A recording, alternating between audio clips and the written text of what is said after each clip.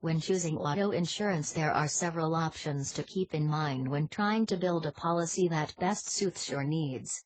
Everyone knows that in almost all of the states, to drive a vehicle legally, you must have at least liability coverage on your car, but what about other types of insurance?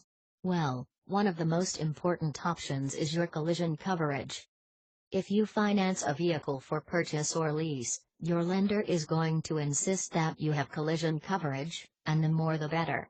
For example, in the state of New Mexico, if you were to lease a Cadillac, the company responsible for the lease will likely insist that you purchase the maximum collision coverage available. There are levels of collision coverage that you must become familiar with to make the correct choice for your situation. The least amount of collision offered would be called the limited option. If you choose this option and you rear-end another car, which would be your fault, your limited policy would pay nothing.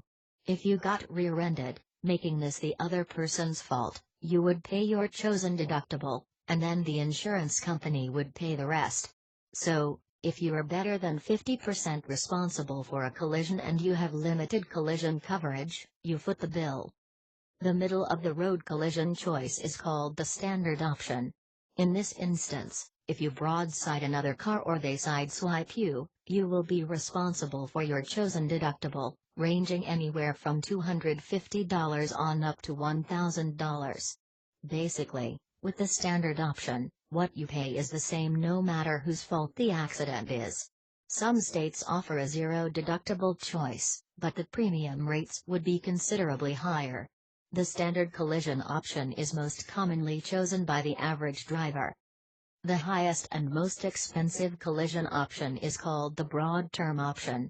In this instance, if you are responsible for the collision or at least better than 50% at fault, you will be responsible for your deductible and the insurance company will cover the rest. If you are not at fault for the collision and you have broad term collision coverage, you pay nothing. The insurance company would pay for everything for you at 100%.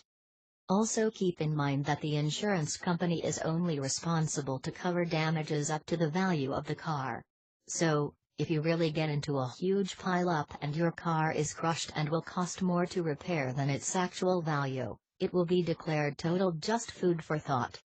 So, shop carefully for your auto insurance policy, choose your options wisely, be a safe driver, and make sure that you are covered as best as your budget allows. Share this video and subscribe for more interesting auto insurance tips.